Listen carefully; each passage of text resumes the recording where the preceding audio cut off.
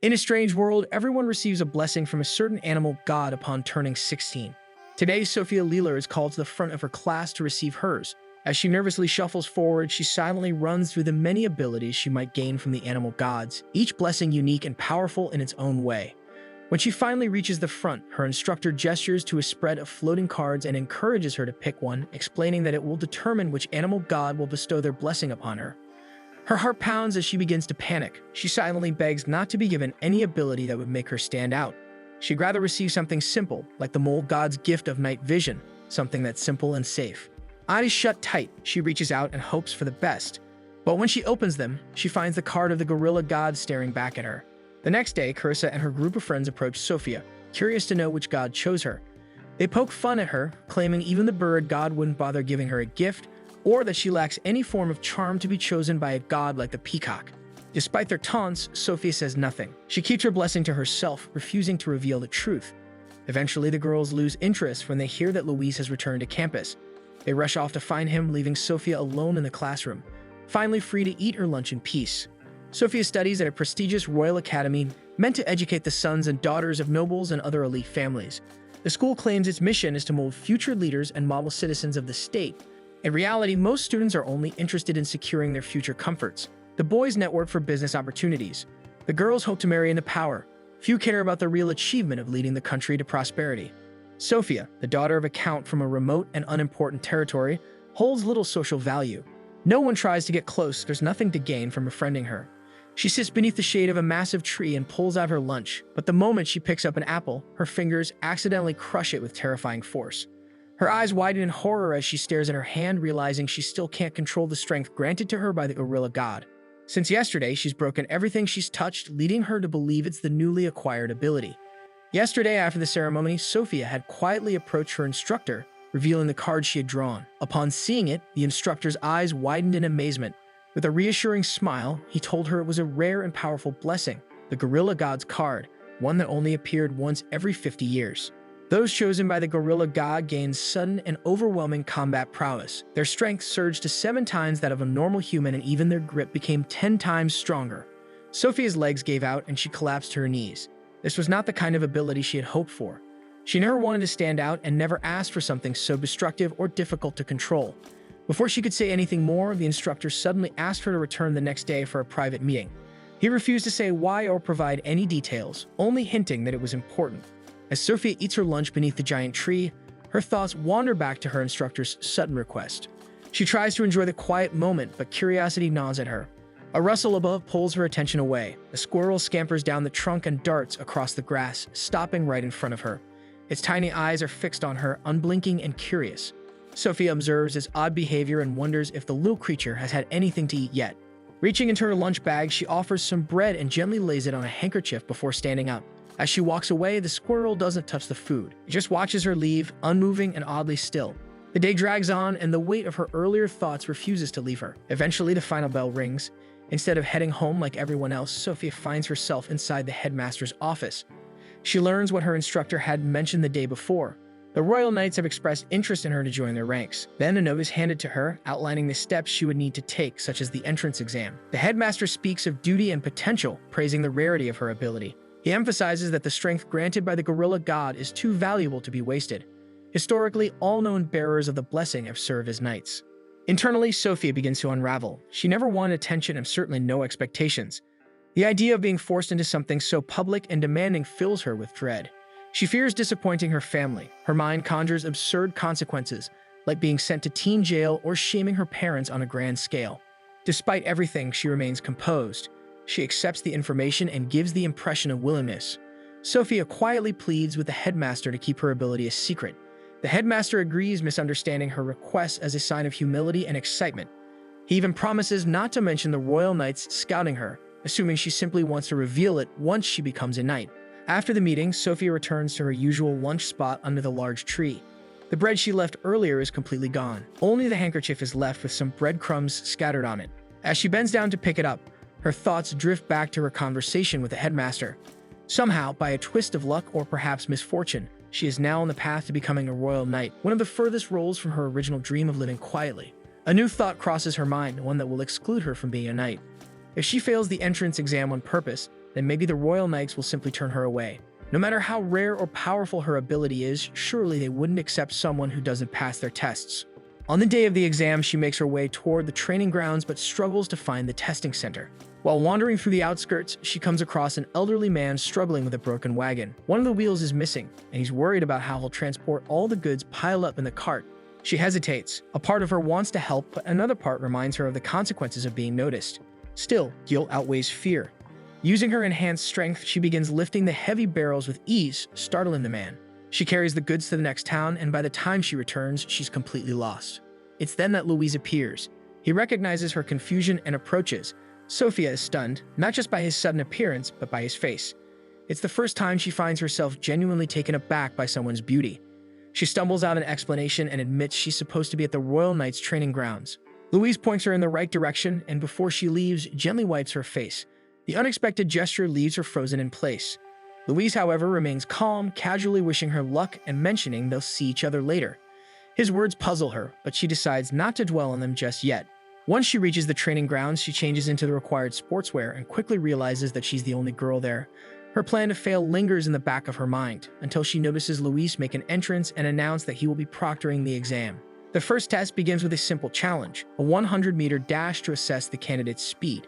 A boy named Isaac raises his voice to go first, volunteering without hesitation. From the sidelines, Louise casually observes, his sharp gaze noting the strength in Isaac's well-toned legs. The air grows tense as he prepares to run. When the signal is given, Isaac surges forward with explosive force. His body moves like clockwork, controlled, focused, fast. He finishes the dash in an astounding 9.9 seconds, drawing gasps and murmurs from the crowd. Even Sophia is impressed. With the bar set so high, she quietly readies herself for failure. Maybe this will be enough to get her dismissed. Finally, it is her turn, and she walks toward the track. A few of the examinees snicker as they notice her odd, slightly awkward starting stance.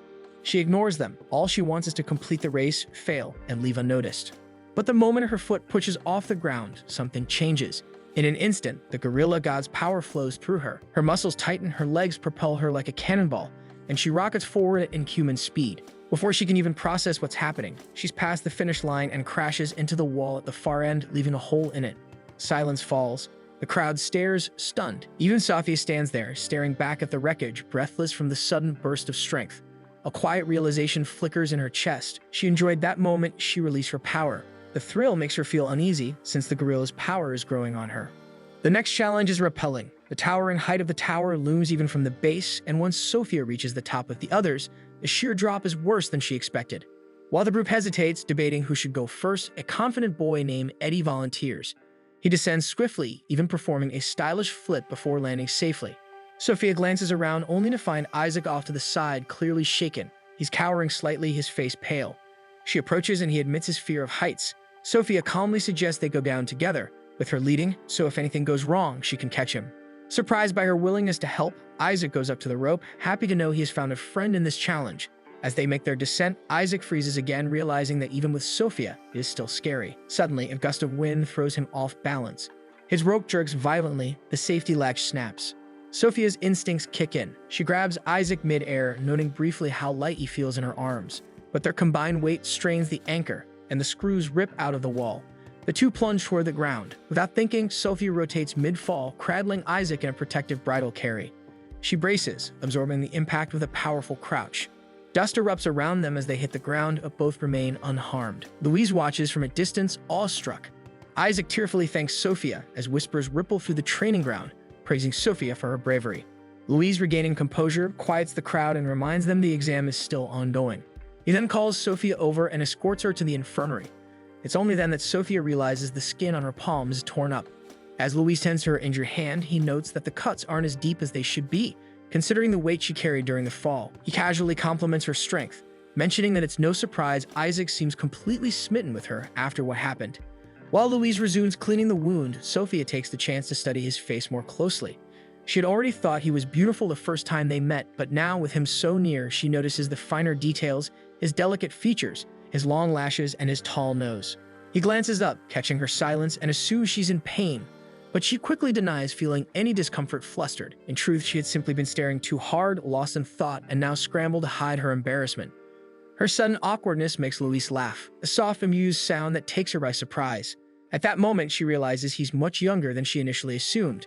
There's a lightness in his expression, a boyish charm that briefly cuts through his professional demeanor. She thanks him for his help, gently trying to retrieve her hand. But instead of letting go, he tightens his grip slightly, then covers her injured hand with both of his. The gesture catches her completely off guard. A bit uncomfortable with the way Louis gently caresses her injured hand, Sophia clears her throat and softly calls his attention. He blinks, clearly unaware of what he was doing, and quickly pulls his hands back, embarrassed. It's subtle, but Sophia catches the shift in his demeanor.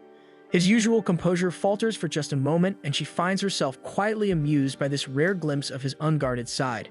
However, the lightness fades when Louis begins asking about her strange strength and why she considered the night exam in the first place.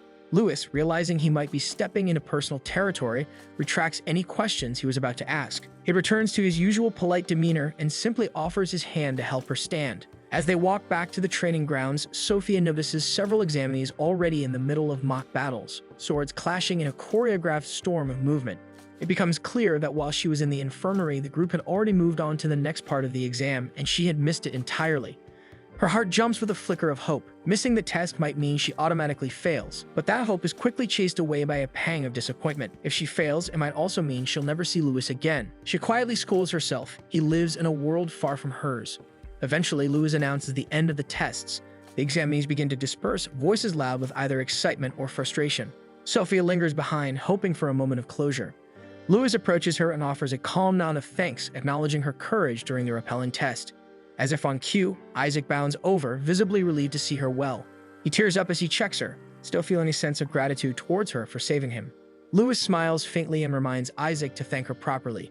He also compliments Isaac's legwork, pointing out that his speed will be an asset to the Royal Knights. With that, Louis takes his leave. As Sophia and Isaac begin the walk back, she grows curious and asks about Louis. Isaac eagerly shares what he knows. Louis comes from a prestigious line of Royal Knights, many of whom have held the title of captain. It's almost a given that Louis will do the same. He has the leadership, skill, and humility to command. Despite his lineage, he's kind and grounded, earning respect from even the most elite. Sophia listens quietly. A flicker of envy forms in her chest. Isaac has such grand dreams to be like Louis, to serve with purpose. She, on the other hand, has no such ambition. Her power feels misplaced, like it was meant for someone else who has purpose in using it. Her quiet reflection is interrupted when they spot Eddie a short distance ahead. He's cornered by a group of men. Their voices are mocking, throwing cruel remarks about Eddie being the son of a mistress and unfit to be a knight. Sophia hesitates, not wanting to get involved, but her conscience weighs heavily. Eddie doesn't deserve this. She glances at Isaac, and without saying a word, they exchange a look of understanding. Together, they approach the group, pretending Eddie had agreed to walk home with them. The men laugh off the excuse, clearly unwilling to let Eddie go. Then one of them turns to Sophia and, in a reckless move, throws a punch at her. But before the blow lands, Isaac's hand flashes out and grabs the attacker's wrist midair.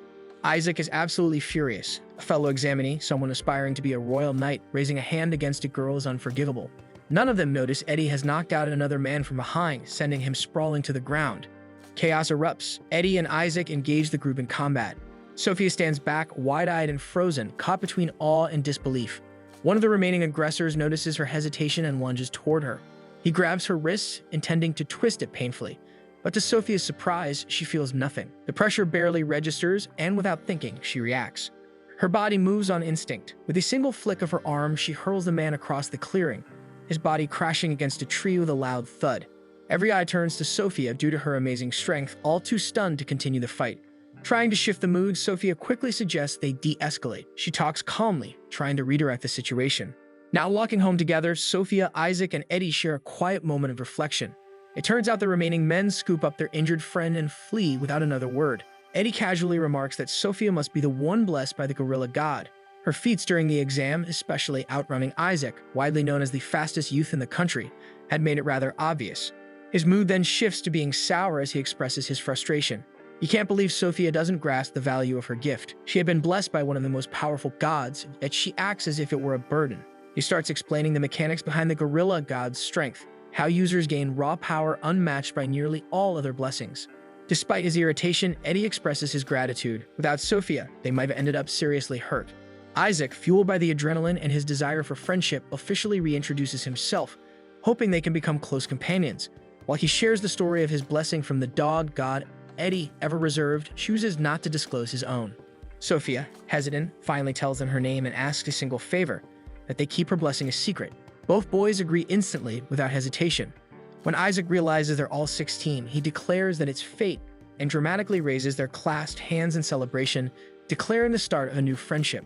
Despite the warm moment, Sophia can't shake the guilt. She's still determined to fail the path of knighthood, and she knows that could mean never seeing them again. The next day, upon returning to school, the headmaster calls her in and announces that she passed the exam. Despite missing one of the trials, her performance was more than enough to secure her place. However, since she is still a student, she'll begin her night training after school hours. Later that day, as she returns to class, her teacher introduces two new transfer students. The girls in the class gasp and whisper in excitement as Isaac and Eddie walk in and introduce themselves. When Sophia spots Isaac and Eddie entering the classroom, her eyes widen in disbelief. She immediately tries to shrink into her seat, hoping to avoid being noticed. But her efforts are in vain. Isaac's eyes light up the moment he sees her, and he waves enthusiastically across the room, calling her name. She forces a small smile and awkwardly returns the gesture. Her female classmates slowly turn to look at her with narrowed eyes and hushed whispers. Just like that, she knows her quiet, peaceful school life is officially over. During their breaks, Sophia pulls Isaac and Eddie aside to a quiet corner of the school garden. She looks around cautiously before pleading with them not to tell anyone about her being a junior knight. Isaac furrows his brow, genuinely confused as to why she would want to hide something so honorable. Sophia fidgets under his gaze, unable to explain that she doesn't feel worthy of the title, not when both Isaac and Eddie are already well-liked and admired. She feels too ordinary to be associated with them, especially under the public eye. Despite his confusion, Isaac agrees and Eddie simply nods, not one to pry. As they stroll back through the courtyard, a commotion near the front gate catches their attention. A large crowd of girls gathers, whispering excitedly and craning their necks for a better look. Curious, the three try to see what the commotion is about by peeping through the crowd, until Sophia spots Louis standing casually in the middle of it all. He notices her almost instantly and calls out to her by name. A hush falls over the crowd as dozens of female eyes turn to glare at Sophia. Her heart sinks. Not even half a day and she's already drawn the ire of the entire girl population. Louis makes his way over, congratulating Sophia, Isaac, and Eddie on their successful night exam results. But before he can finish, Sophia panics and hurriedly clamps a hand over his mouth, hoping to stop him from spilling the truth. Unfortunately, she forgets to regulate her strength. Mortified, Sophia releases her hold, apologizing profusely. But Louis merely dusts himself off, amused, and asks instead about her hand injury from before. Isaac and Eddie catch up, and Louis gives the three of them a warm smile, offering his help anytime they need it. As he chats with them, Sophia's mind drifts. She had never paid attention to him before, never knowing that Louis was a senior at their school. But now she feels every stare burning into her back, especially from Carissa and her group of friends, who corner her as soon as she returns to class. Carissa wastes no time questioning her relationship with Louis, Isaac, and Eddie. Sophia tries to downplay everything, denying any closeness. But the questions keep coming, sharp and insistent. In desperation, she blurts out that Louis is in the courtyard, hoping to distract them just long enough to finally enjoy her lunch in peace. The girls rush to the windows without hesitation, eager to catch a glimpse of Louis in the courtyard. Taking advantage of the sudden distraction, Sophia quietly slips out of the classroom. She heads straight for the cafeteria, her thoughts a blur of relief and exhaustion. Finally free from the judgmental stares and endless questions, she finds a quiet corner and grabs a modest meal, just a bowl of soup and a couple of sandwiches. But her solitude doesn't last long. Isaac and Eddie spot her almost instantly and join her with their own trays filled to the brim. They grumble about the attention they've been getting since arriving at school, completely unaware that the admiration they enjoy has brought Sophia nothing but grief.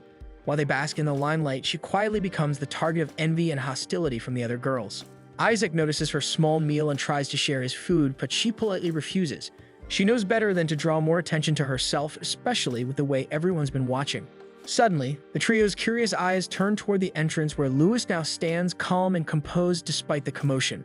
He carries a brown paper bag and walks straight toward them as if he is very familiar with Isaac, Eddie, and Sophia. He greets the trio casually and takes a seat beside Sophia, completely unaware, or perhaps unconcerned, about the storm his presence stirs. Louis, cheerful and composed, talks about the upcoming induction ceremony for junior knights, unaware of the tension surrounding their table. Isaac and Eddie engage in his conversation, asking questions about what to expect, but Sophia eats in silence, shoveling down her food in hopes of making a quick escape. As soon as she finishes, she stands and makes an awkward excuse to leave the table. While Louis finds her excuse a bit abrupt, he lets her go nonetheless, wishing her well for the rest of the afternoon. Her footsteps quicken the moment she's out of sight. Part of her feels relieved to be away from the boys and the attention they unintentionally bring her. Yet another part feels disappointed, missing the chance to enjoy a moment of friendship with people who, despite everything, make her feel less alone. Before she can return to the classroom, Louis catches up to her. He hands her the brown paper bag without a word, placing it gently in her hands. He informs her that inside the bag is a single muffin that he bought for her. Louis then tells her to keep this exchange between them since he did not buy any muffins for either Eddie or Isaac. As Louis takes his leave, Sophia senses them, Carissa and the rest of the girls lurking nearby. Their eyes zero in on the paper bag like predators spotting prey. Carissa speaks, demanding an explanation of what they just witnessed. Sophia looks at the group in fear as she realizes her quiet, ordinary school life may never return to normal. During night training, Sophia's friends grow concerned as they notice she seems distracted. What they don't know is that she's still upset from a confrontation she had with Louis' fans. She didn't expect them to bother her all the way to her dorm to question her relationship with him. To keep the peace, she had come up with a story that she and Louis knew each other from childhood because their parents were acquainted. Carissa, pleased with her answer, had backed off after calling her unrefined, a comment that clings to Sophia throughout the day. Though she managed to defuse the situation, Sophia couldn't shake the insult. Her thoughts spiral over Carissa's words. She reasons that Carissa has a point as Sophia had always been messy, unusually tall, and too scrawny. And now, with the added burden of possessing the strength of a gorilla, she feels more out of place than ever. Compared to Louis, she's nothing special. The girls shouldn't even bother being jealous. Someone like her doesn't deserve his attention in the first place. Her thoughts are interrupted when the knight's attention is called. Grandmaster Ernst enters the grounds, his presence immediately commanding attention. He stands before the group and congratulates them for passing the knight exams and for their willingness to serve the kingdom. He reminds them that, as knights, they are expected to uphold a noble and refined image. Anything less would dishonor the name of the knights. The speech stirs anxiety in Sophia. Everyone around her seems proud to be part of the order, wearing their titles with pride. Meanwhile, she feels like an imposter. Her heart sinks even lower when Grandmaster Ernst calls her out for her unruly bangs, causing her to freeze in horror and embarrassment. That evening, back in her dorm, she stands in front of the mirror and attempts to fix her bangs herself. But the result is a disaster. Her attempt to clean them up results in an uneven mess, and worse, she accidentally breaks the scissors due to her uncontrollable strength. The following day, Sophia makes a trip into the royal capital to find a proper hairdresser. The plaza is alive with festivity, but she ignores the crowd, focused only on fixing her appearance. As she passes by a bakery, she pauses, momentarily distracted by a display of a strawberry tart, when a familiar voice calls out her name. She turns to find Louis, surprised to see her in the capital. Embarrassed, she quickly hides her bangs using her hands. But when he mentions knowing the area well, she asks if he can point her toward a hairdresser. Louis leads her through the city streets until they arrive at a small, unassuming salon. Sophia is taken aback by the hairdresser's rugged appearance. He looks more like a mercenary than someone who styles hair. Still, she sits down as instructed and slowly removes the scarf covering her head. The moment he sees the state of her hair, the man scolds her harshly for the uneven cut.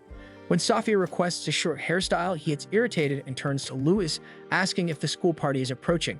After Louis confirms, the man tells Sophia that he'll keep her current length but fix the mess she made, trimming her bangs and cutting off the damaged parts to give her a clean, decent look. Satisfied that she's in capable hands, Louis leaves the salon since he still needs to do his patrol work. During the haircut, Sophia dozes off in the chair. When she wakes, she blinks at the mirror in disbelief. Her uneven, choppy bangs are gone, replaced by a clean, stylish cut that frames her face perfectly. Her once wild hair now falls in soft waves, and for the first time in a while, she can see her own reflection clearly. The hairdresser tells her bluntly that she has a pretty face, and that if she took a bit more time caring for her appearance, she could look absolutely stunning. Before she can fully process it, Louis re-enters the salon and immediately smiles when he sees her. He compliments the result, clearly pleased with how it turned out. As they prepare to leave, Sophia reaches into her pocket to pay for the haircut, only to be stopped by the hairdresser, who casually informs her that the bill has already been settled. She catches up to Louis, who sheepishly admits he paid for it. He explains that he feels partly responsible for her being scolded. If he had pointed out the length of her bangs during their previous meetings, maybe she wouldn't have had to struggle with it. Covering the cost is, in his eyes, an apology for failing to be a proper senior to her. As they walk through the town, Sophia begins to feel warmth bubbling beneath her initial embarrassment. Louis is considerate in a way that always catches her off guard. When they pass by the same bakery she had lingered at earlier, she notices Louis pause and glance longingly at the display window. Curious, she asks if he wants to get some cake. Louis flinches at being caught and shyly admits that he has a sweet tooth. Still, he tries not to go into bakeries too often. He says it's embarrassing being the only male customer and having people stare. Sophia, suspecting that women stare more because of his good looks than anything else, chooses not to mention it. She thinks about suggesting they go in together, a way for her to return the favor for the haircut. But the idea of being seen alone with Louis in public worries her. She can already imagine the whispers, the stares, and the potential backlash from the girls at school. Still, when she hears Louis murmur about how much he wants to try the sweets there, her hesitation melts. She pushes her fear aside and invites him, saying she wants to thank him for the haircut. The moment they sit down, Sophia notices nearly every woman in the store turning to look at them. More accurately, at Louis. She tries not to stare at herself, but when she glances at him, his calm expression, soft features, and gentle smile, she understands why he's so popular. When it's time to order, Sophia finally orders the strawberry tart she'd been eyeing since morning. But Louis surprises her by ordering an entire arrangement of desserts from the menu. He admits he wants to try everything when he notices her bewildered expression. When the sweets arrive, Sophia watches as Louis digs into his cakes with childlike delight and chooses to enjoy the rare sight of his unguarded smile. Their conversation drifts to lighter topics, and she learns that Louis isn't even aware of how admired he is. He talks about not being engaged and how he prefers to focus on his goals first, though he never says what those goals are. The lighthearted atmosphere between Sophia and Louis abruptly shifts when Louis, with casual curiosity, asks if she's been blessed by the gorilla god. Though he doesn't pressure her to respond, the question hangs in the air like a stone dropped into still water. Sophia feels a chill of hesitation but realizes this might be the best time to reveal the truth, before rumors or assumptions get ahead of her and Louis finds out under worse circumstances. She lowers her eyes to the table, unable to meet his gaze, and softly admits that she is, indeed, blessed by the gorilla god. Her voice is low, tinged with shame. She apologizes for being brutish, unfeminine, so unlike what a proper lady should be. She expects discomfort or even disappointment from Louis, but instead, he surprises her. Rather than recoiling, Louis responds with sincere admiration. He tells her that her selflessness, her willingness to help others, even at her own expense, might be the very reason she receives such a powerful blessing. His words catch Sophia off guard. He doesn't belittle her strength or question her nature as a knight. Instead, he acknowledges the challenges she'll face and expresses a quiet worry for her, knowing that the path she walks may not be easy. Still, he assures her that he'll always be her ally. Once their plates are cleared and their conversation draws to a close, the two begin walking back. Sophia lingers a few steps behind, lost in her thoughts. She tries to understand why Louis is always so kind to her. What could possibly compel someone of his status and nature to treat her, of all people, with such warmth? It dawns on her that she doesn't even know what blessing Louis has. She silently hopes it's the other combat-oriented blessing her headmaster once spoke of. If it is, then it would make her happy, because this would mean there is another person close to her that will understand her. Elsewhere, far from the quaint bakery and cobbled streets, Shin, a squad commander of the Marines, sits reviewing recruitment data. His eyes rest on Sophia's profile, studying it with uncharacteristic interest. Arshin, the flamboyant Musketeer commander, appears and notices Shin's distraction. Surprised, he comments on Shin's rare curiosity, especially since he's never shown interest in new recruits before. However, Shin continues to ignore him and continues to review Sophia's biography sheet. Back at the academy, Sophia is in motion again, this time dashing through campus to escape a small crowd of Louis' admirers. During training, Isaac complains that she didn't wait for him so they could go to practice together. Sophia apologizes, explaining that she was merely running from the students chasing her. They then notice Eddie panting and flushing and look at him confused. Eddie then tells them not to judge him since his blessing does not grant him any extra stamina. They move on to musket training. Sophia and Isaac both fumble with the unfamiliar weapon, trying to figure out its weight and mechanism. As the recruits are instructed to wear special protective vests, Arshin arrives by descending from the sky, effortlessly hovering thanks to his blessing which grants him flight. He notices the field is full of junior knights and decides to stay and observe. One by one, the trainees take their turns. Eddie quickly stands out. His aim is flawless, calm, and calculated. Arshin narrows his eyes and recognizes the boy's lineage. He's from the Fells family, renowned for their sniping prowess. The talent clearly runs deep. Then it's Sophia's turn. She grips the musket, carefully aims, and promptly snaps the weapon in half. Arshin lets out a loud laugh, entirely amused. Instead of scolding her, he walks up and tells her he already knows about her blessing, leaving Sophia stunned since only Louis, Eddie, Isaac, and the headmaster are supposed to be aware of her blessing. As the session ends, Arshin decides to put on a show. Using his flight ability, he ascends above the training field, surveying all the targets from a bird's eye view. He draws his musket with flare and fires. Every shot lands perfectly. Arshin decides to bask in everyone's awe, so he remains in the air, a confident smile on his face. He challenges the junior knights to strive for the same level of skill he has just demonstrated, encouraging them to aim for such feats once they become full-fledged knights. With those parting words, he bids them farewell and flies off to the distance. On their way back to the dorms, Isaac and Sophia both commend Eddie for his impressive marksmanship, comparing him to be on a closer level to Arshin compared to any of them. Neither of them expected him to be that skilled with a musket, and their praise, especially Sophia's, causes Eddie to flush slightly, clearly flustered but pleased. Isaac then changes the topic of their conversation by bringing up the upcoming school party with visible excitement. Sophia pauses, confused, until she remembers the hairdresser briefly mentioning something about it. When Isaac expresses his excitement to see what kind of dress she'll be wearing, her heart sinks. Panic sets in. She doesn't have a dress, and more than that, she doesn't even want to attend the party. But she keeps those thoughts to herself. Meanwhile, the commanders gather for a meeting. The topic quickly turns to Sophia.